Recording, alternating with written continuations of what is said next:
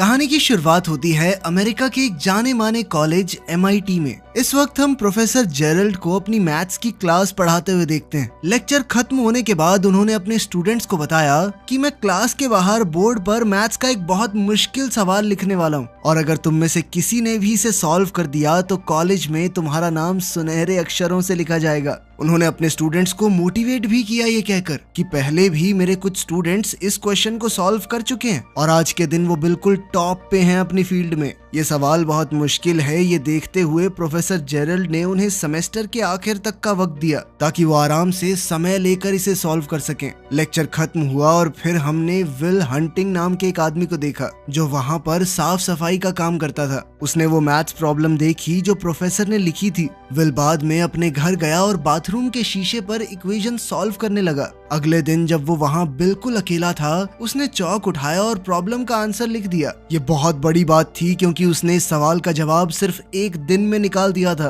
काम के अलावा विल अपना सारा समय अपने दोस्तों के साथ मटर गश्ती करते हुए बिताता था। एक दिन जब वो एक बेसबॉल मैच देख रहा था तो विल ने एक लड़के को देखा जो स्कूल में उसे परेशान करता था। उसे देखते ही विल के अंदर गुस्सा फूट गया। वो अपने दोस्तों के साथ उस लड़के के पास गया और लड़ाई शुरू कर दी। अंत में विल ने बदला लेते हुए उस लड़के को बहुत मारा। मामला ज्यादा न बढ़ जाए तो उसके दोस्तों ने उसे रोक दिया, लेकिन तब तक पुलिस वहां आ गई और जब पुलिस वाले ने उसे रोकने की कोशिश की तो उसने पुलिस वाले पर ही हमला कर दिया जिस वजह से वो अरेस्ट हो गया। दूसरी ओर प्रोफेसर जेरल्ड को पता चला कि जो मैथ्स प्रॉब्लम उसने लिखी थी वो तो सॉल्व भी हो गई है। वो तुरंत चेक करने गया और देखा कि किसी ने सच में उसका क्वेश्चन बिल्कुल सही सॉल्व कर दिया था। उसने अपने कुछ होशियार स्टूडेंट से पूछा कि ये तुम लोगों में से किसी का काम तो नहीं है, लेकिन जब उन बच्चों ने भी मना कर दिया तब तो प्रोफेसर एकदम चौंक गया। खैर प्रोफेसर की अगली क्लास पूरी तरह भरी हुई थी। सब लोग जानना चाहते थे कि आखिर वो अनजान मैथ्स जीनियस है कौन। प्रोफेसर ने कहा कि जिसने भी ये सॉल्व किया है वो आगे आए, मैं उसे उसका प्राइज देना चाहता हूँ। लेकिन पूरी क्लास एक दूसरे को देखने लगी,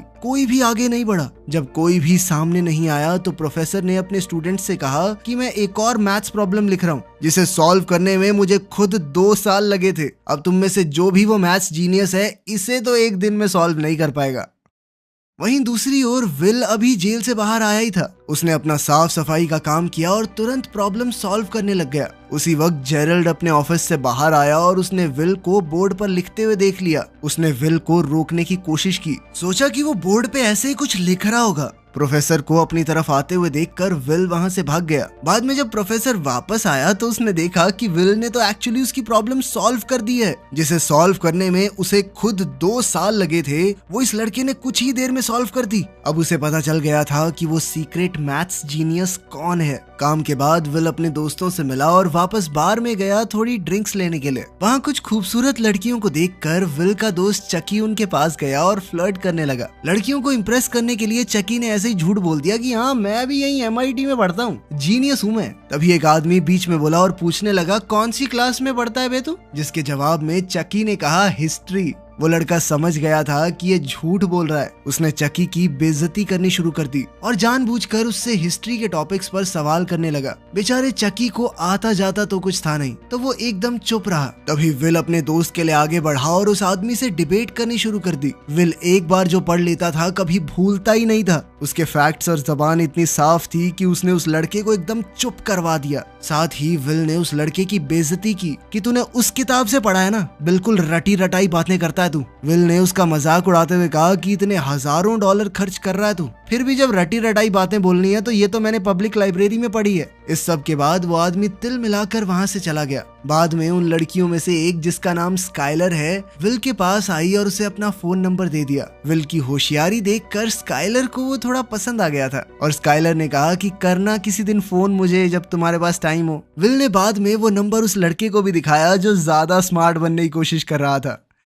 इस बीच प्रोफेसर जेरल्ड उस सफाई करने वाले को ढूंढ रहे थे जिसने उनकी वो मुश्किल प्रॉब्लम इतनी आसानी से सॉल्व कर दी। थोड़ी पूछताछ के बाद उन्हें विल का कॉन्टैक्ट नंबर मिल गया, जिसके बाद वो सीधा विल की कोर्ट हियरिंग में पहुंच गया। उसके ऊपर एक पुलिस ऑफिसर पर हमला करने का केस लगा था। विल ने अपने आप को कोर्ट में बचाने की बहुत कोशिश की, लेकिन जज ने कहा कि तुम्हारे ऊपर पहले से चोरी और मारपीट के आरोप लगे हुए हैं। जज ने कहा कि अब मैं पुलिस से भी हाथापाई को नजरअंदाज नहीं कर सकता और आखिरकार जज ने उसे जेल में डाल दिया। और अगर वो बेल लेना चाहता है तो $50,000 देने होंगे, यानी लगभग 44 लाख रुपए। इसी के साथ विल को जेल भेजा गया, लेकिन वहां उसकी मुलाकात प्रोफेसर जेरल्ड से हुई, जिसके पास उसके लिए एक डील थी। उसने विल से कहा कि मैंने जज से बात कर ली है और मैं तुम्हें छुड़वाने के लिए तैयार हूँ, लेकिन तुम्हें मेरी 2 शर्तें माननी होंगी। पहली शर्त ये थी कि विल प्रोफेसर जेरल्ड के साथ मैथ्स की क्लास लगाएगा, और दूसरी शर्त ये थी कि उसे काउंसलिंग लेनी पड़ेगी। विल इस बात पर हंसने लगा, लेकिन वो जेल में भी नहीं रहना चाहता था। उसके पास कोई ऑप्शन था नहीं, इसीलिए उसने सारी शर्तें मान ली।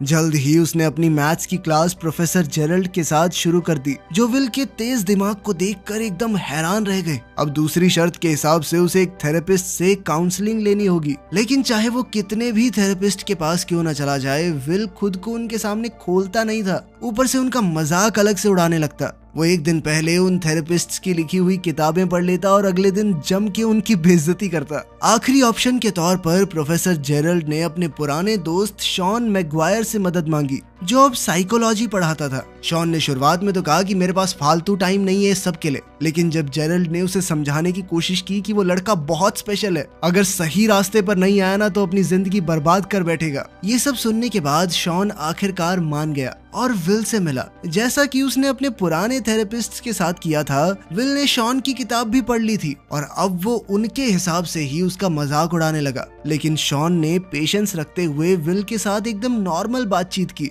बिना उसकी जिंदगी के बारे में कुछ भी पूछे। तभी विल की नजर एक पेंटिंग के ऊपर पड़ी जो शॉन ने खुद से पेंट की थी। उस पेंटिंग और कुछ आर्ट बुक्स को देखकर विल शॉन की जिंदगी के बारे में कुछ भी अंट शंट बोलने लगा। शॉन ने फिर भी विल की बातों पर ज्यादा ध्यान नहीं दिया, लेकिन फिर विल शॉन की पत्नी को भी अपनी बातचीत के टॉपिक में ले आया। उसकी पत्नी का जिक्र होते ही शॉन थोड़ा गुस्सा हो गया। विल को समझ आ गया कि शॉन की कमजोरी उसकी पत्नी है, तो वो बार बार उसका जिक्र करने लगा। उसने पूछा कि सर आपकी पत्नी यहाँ क्यों नहीं है? क्या वह धोखा देके किसी और के साथ भाग गई क्या? ये सुनते ही शॉन पूरी तरह से अपना आपा खो बैठा और विल को गले से पकड़ लिया। उसने विल को चेतावनी दी कि कभी भी मेरी पत्नी की बेइज्जती मत करना। तभी विल ने शॉन से कहा कि सर टाइम खत्म हो गया है। शॉन ने उसे छोड़ दिया और विल बाहर चला गया, ये सोचकर कि उसने फिर से एक थेरेपिस्ट को तोड़ दिया है। शॉन का मूड देखकर प्रोफेसर जेरल्ड को लगा कि वो और सेशंस करने के लिए नहीं मानेगा, लेकिन शॉन ने तो कहा कि हाँ मैं करूंगा इसकी काउंसलिंग, अगले हफ्ते से लगातार लेके आओ इसको मेरे पास।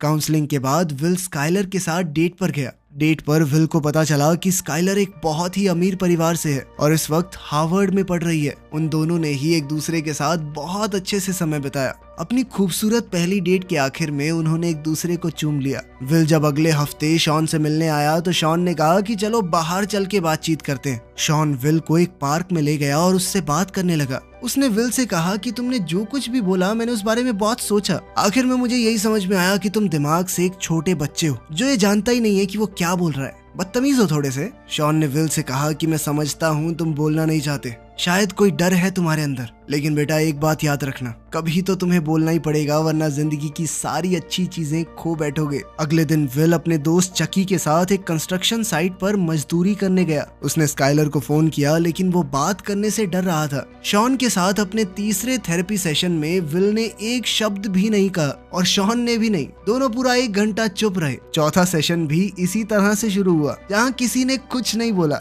लेकिन फिर बोर होकर विल ने शॉन को एक जोक सुनाया। इसे एक हिंट मानकर कि विल शायद अब बातचीत करना चाहता है। शॉन ने उससे पूछा कि क्या तुम्हारी कोई गर्लफ्रेंड है? इसके जवाब में विल ने उसे स्काइलर के बारे में बताया कि कैसे उनकी पहली डेट बहुत ही बढ़िया गई, लेकिन अब मुझसे बात नहीं हो पा रही। शॉन ने पूछा कि ऐसा क्यों? तो विल ने जवाब दिया कि मुझे लगता है स्काइलर मेरे लिए बहुत ज्यादा अच्छी है और अगर मैं उससे मिलता रहा तो सब कुछ खराब हो जाएगा। कभी ना कभी तो वो समझ ही जाएगी कि मैं उसके लायक नहीं हूँ। शॉन ने उसे समझाया कि कोई भी किसी से बेहतर नहीं होता, हर किसी में कुछ चीजें अच्छी कुछ खराब होती हैं, लेकिन जरूरी बात बस ये है कि वो इंसान आपके लिए सही है या नहीं। इस बारे में और समझाते हुए शॉन ने अपनी पत्नी के बारे में बताया। उसने कहा कि वो बहुत अच्छी इंसान थी, बहुत प्यार करता था मैं उससे, लेकिन नींद में कभी कभी पात देती थी। उसकी इस बात से पूरे कमरे का माहौल बदल गया। विल और शॉन दोनों ने खुलकर हंसना शुरू कर दिया। इसी पल वो दोनों एक दूसरे के थोड़े करीब आ गए और विल को अब शॉन के आसपास थोड़ा कंफर्टेबल महसूस होने लगा। सेशन खत्म हुआ और शॉन ने सलाह दी कि जाकर बात करो उस लड़की से।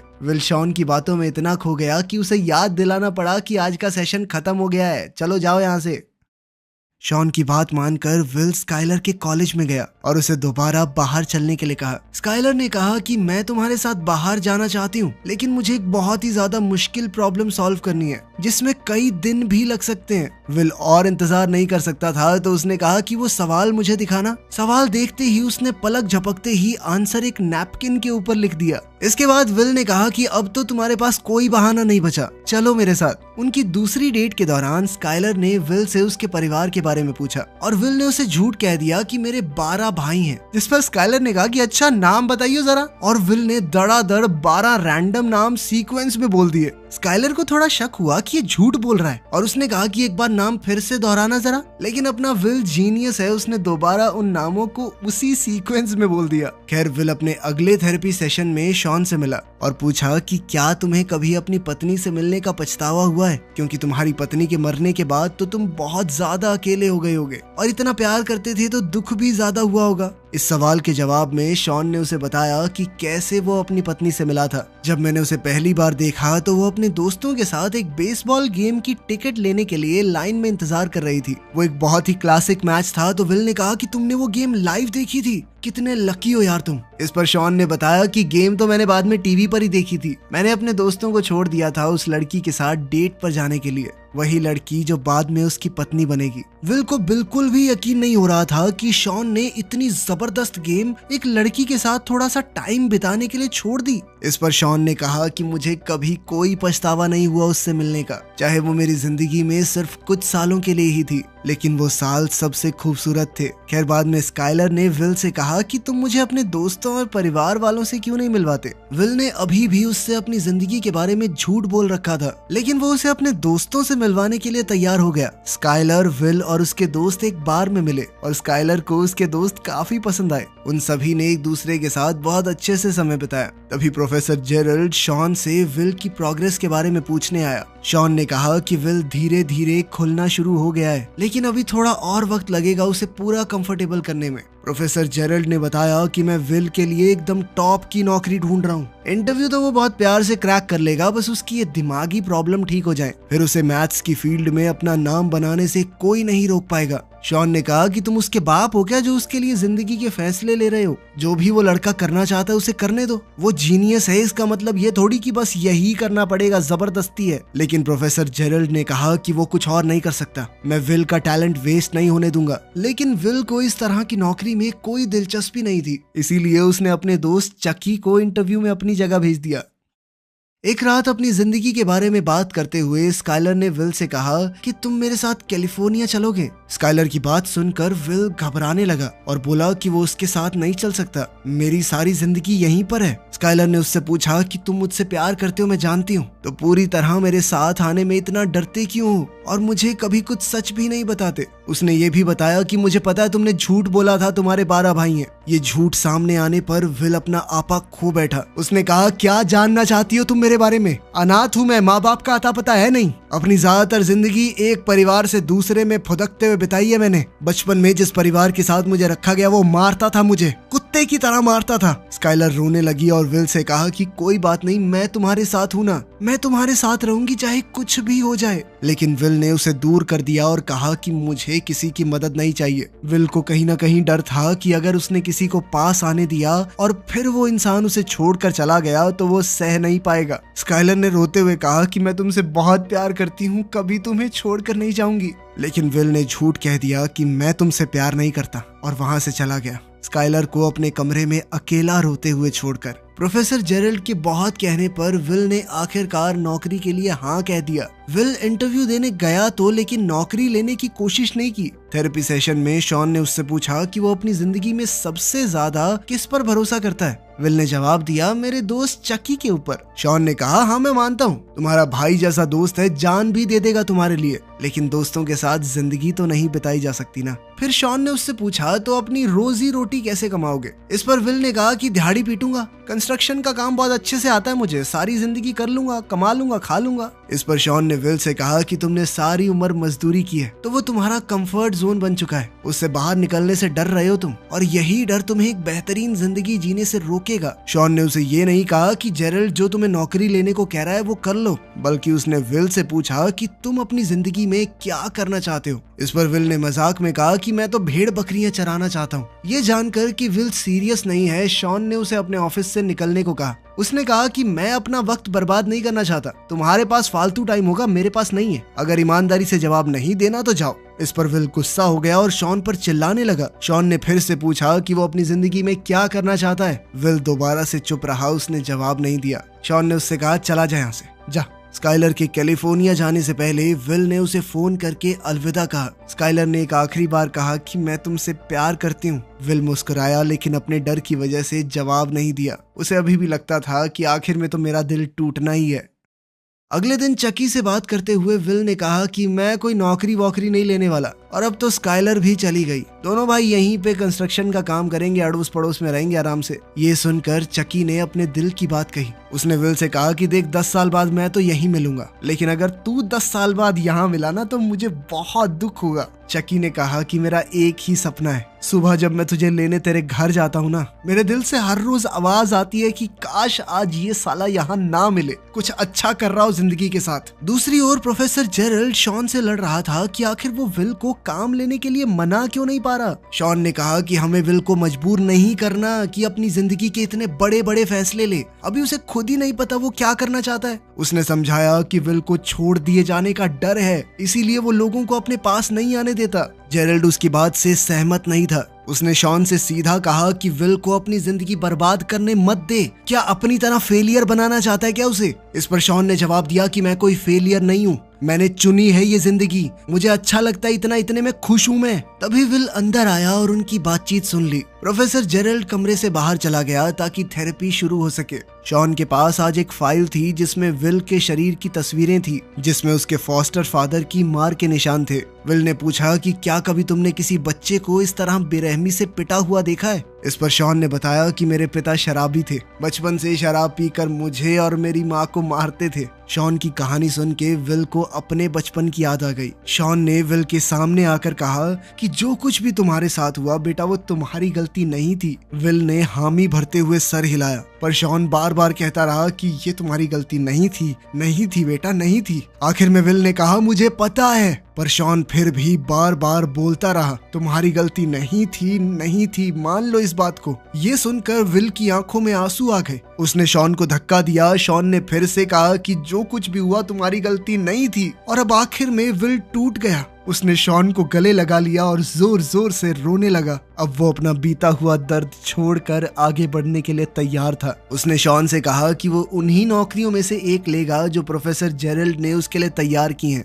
इसके साथ उसका आखिरी थेरेपी सेशन खत्म हुआ। विल ने शॉन से पूछा कि अगर बाद में कभी बातचीत करने का मन करे तो आ सकता हूँ, जिस पर शॉन ने कहा कि तुम्हारे लिए हमेशा दरवाजे खुले हैं। जिसके बाद विल ने शॉन को गले लगाकर अलविदा कहा। उसके 21वें जन्मदिन पर उसके दोस्तों ने मिलकर उसे एक गाड़ी दी थी। गाड़ी नई तो नहीं थी, पर विल बहुत खुश था इस गिफ्ट से, क्योंकि ये उसके सबसे अच्छे दोस्तों की तरफ से था। उधर प्रोफेसर जेरल्ड शॉन के पास गया और उसे फेलियर बुलाने के लिए माफी मांगी। वो दोनों बिछड़े दोस्त फिर से मिल गए और शॉन ने बताया कि वो वर्ल्ड टूर पर जा रहा है। इतने भी कम पैसे नहीं कमाता मैं, समझा। जब शॉन अपना सामान पैक कर रहा था, विल उसके घर के बाहर कार लेकर आया और उसे ट्रिप के लिए रेडी होते हुए देखा। विल घर के दरवाजे तक गया और शॉन के मेल बॉक्स में एक लेटर छोड़ दिया और फिर वहां से चला गया। इसी बीच चकी विल को काम पर ले जाने के लिए उसके घर गया। उसने दरवाजे पर नॉक किया लेकिन कोई जवाब नहीं आया। उसने खिड़की से झांक कर देखा कि विल घर पर नहीं है। चकी मुस्कुराया और समझ गया कि विल को अपनी जिंदगी में क्या करना है उसने फैसला कर लिया है। शॉन को भी विल का छोड़ा हुआ लेटर मिल गया।